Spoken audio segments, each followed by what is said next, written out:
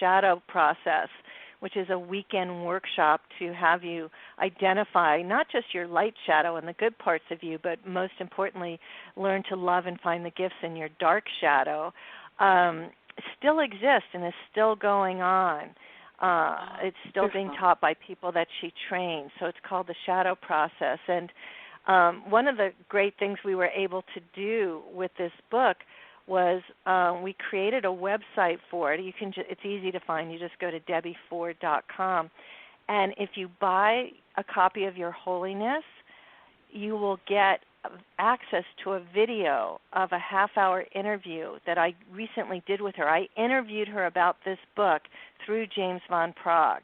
And you can also be entered into a drawing to win a session with James, and the drawing will also include winning a weekend pass to the Shadow Process, and then there's a bunch of audios of her meditations, which you receive for buying a copy of the book. So, if this is ringing true for anybody, if you feel like your soul could use a little divinity, please check it out at debbieford.com.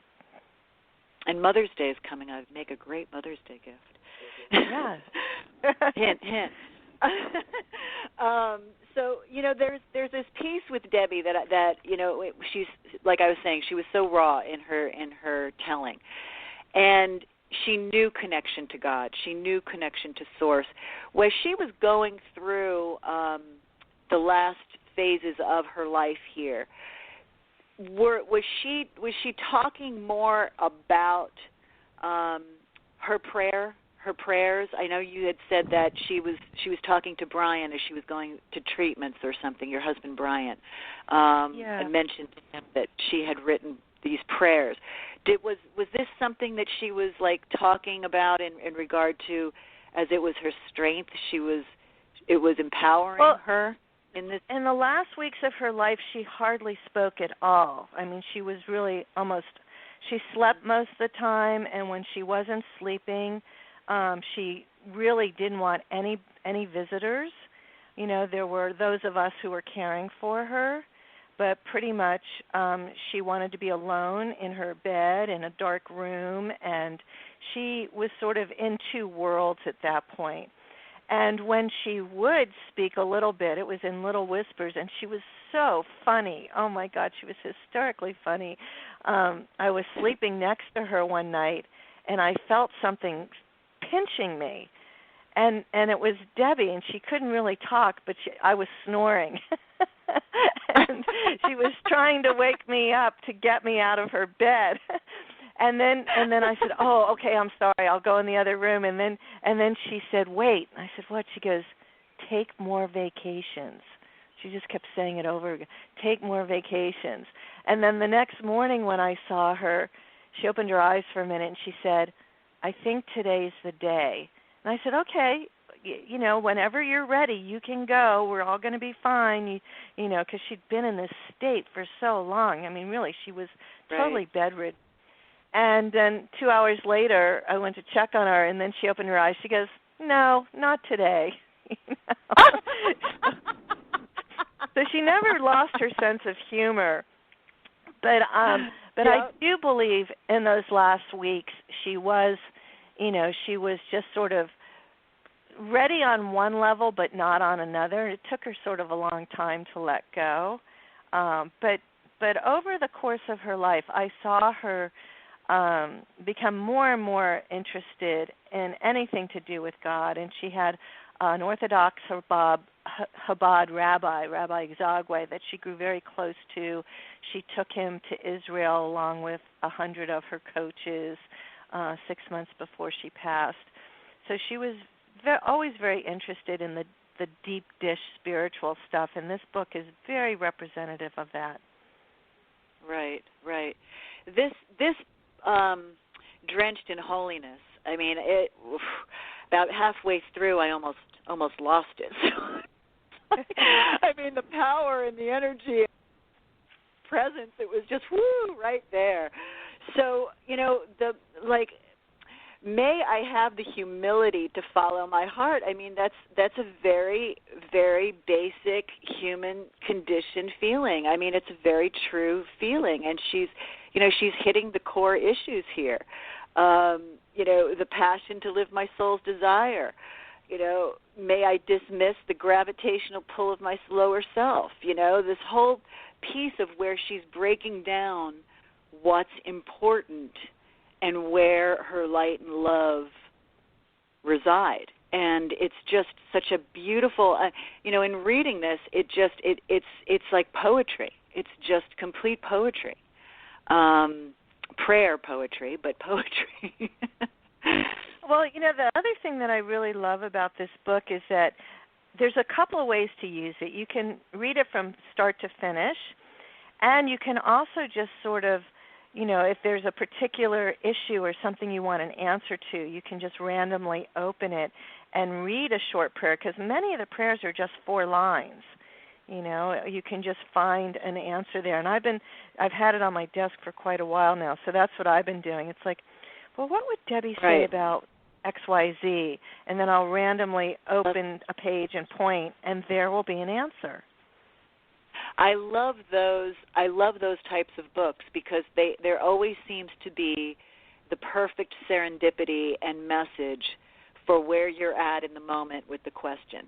And there's several books I've used like that, and I absolutely love those. Become like my little Bibles because it's one of those books that has such chock full of wisdom and inspiration and pause, and that you're able to really absorb it in a way that you take the message in a very intimate, personal way. It's not something that's necessarily you can really describe or explain to somebody else on how it hits you, because that was the message.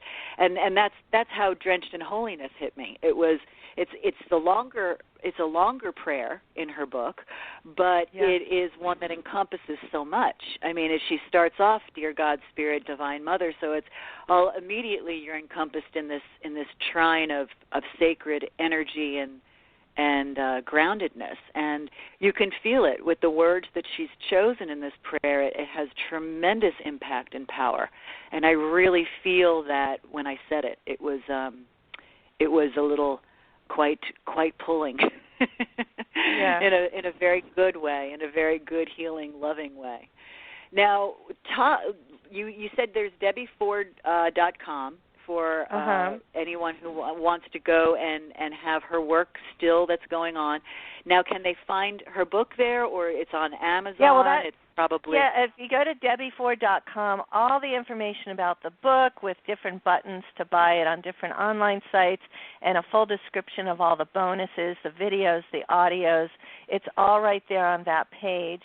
And, if you're interested in doing the shadow process, that website is the Ford Institute, thefordinstitute.org or .com, one of those. But also on DebbieFord.com, there'll be a link somewhere for that as well. But there was one thing that was in this book that I really loved, because she talks about the vibration of different feelings and how anger and jealousy and envy have a lower vibration, and love and compassion and kindness and generosity and forgiveness have a higher vibration, and that we're all like radio stations. We can tune ourselves to www.anger.com and live in this negativity, or we can switch to www.joy.com, and that we have the power to do this. And anytime we're choosing to be in the more spiritual and uplifting spaces, we're closer to God, and that's always our individual choice. Oh, I love that. That's wonderful. That says it all right there, and that's what you feel when you read her words, is the vibration of this empowerment that she's giving you with this inspiration. It's well, that's why I said the book is coded, because you can feel energetically that she put her heart into this book, that there's a healing quality to just reading this, to just letting yourself shift your attention from whatever is troubling you to the possibility of what, if Debbie could do it, you could do it. I mean, when I say she was a drug addict, this wasn't a minor problem, Lisa. The week before she checked herself into the fourth center, she had bought a jar of 1,000 Percodan, 1,000 pills of Percodan, Wow. and in less than a week they were all gone. And she didn't give them away. She ingested them. So she knew at that point that the end was really near, and she saved herself. Well, she saved herself with God's help, sure.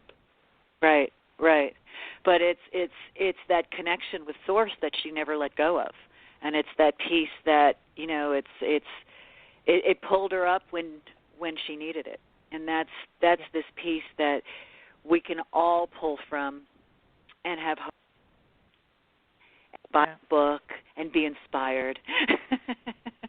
It's a wonderful, wonderful book. I love this book. This is just such a blessing. It's timely. I find it extremely timely, not only for our world and our country and our transformation that we're all seemingly going through, but just, this is a very important time to be conscious and aware and mindful and hopeful and have some inspiration. Yeah, and no, the world's in a crazy place. There's no doubt about it. So anything we can do, to contribute more love and more kindness. This whole loving peace here that offers faith and offers hope and gives you a different feeling and perspective. And the best piece was the energy that you were talking about, is the vibrational energy that all of these connections and essences have. That's so important. Now, we are going to bring in our second guest who also did the narrative, I believe, of Your Holiness, which is Randy Thomas. And she's the voice of the audiobook. She is the voice of the audiobook. So I'm going to introduce Randy Thomas now to the audience. Arielle, thank you so much for being on today. This has been such a highlight for me. I just have loved working with you and Deb, and this has been really fun. Thank you. Well, thank you for what you do and the gifts that you bring to the world with your love and spirit and energy. And I'll talk to you soon, Lisa. Have fun, Randy. Thank you so much, Arielle. All right. God bless. Bye. Bye-bye. Hello, and welcome, Randy Thomas, 9th-time Oscar announcer for the Oscars, and also the narrative. She did Your Holiness. Welcome, Randy. Thank you so much for being on Unlimited Realities today. How are you? I'm wonderful. Thank you for having me on, Lisa. It was so great to hear you and Arielle talk about Your Holiness and how Arielle brought it to the world via Debbie and James. And it's really a magical story. First of all, Arielle and Brian are my daughter's godparents. So neat. Connected. And neat. As you know, it is. It's a very, very sacred circle, isn't it? Absolutely. And as you know, Debbie was my best friend, and the loss of her was really hard for me, as it was, of course, for her family and people who have been loving her and around her for all these years. So it was a big, certainly, a tremendous loss for me when she left, and you can imagine my surprise when Arielle wrote me one day and said, "Do you do audiobooks?" And I was like, "Yeah, I haven't done one in a while." She's like, "Well, send me something." And, wonderful. And what a wonderful audiobook to do. I mean, this is just what a sacred book. I mean, it's, I remember the day when Debbie passed, and I could feel this energy, and I know that it's to be suffering with a terminal illness. There's in the passing of anyone who's been suffering, there's a bittersweet to the passing, because no longer are they suffering and they're in God's love, but at the same time we all suffer because we miss them. So her energy was so intense that I could feel the energy of her passing. And, of course, my attention immediately went to Arielle, and then I knew your connection to her and to you, and I just,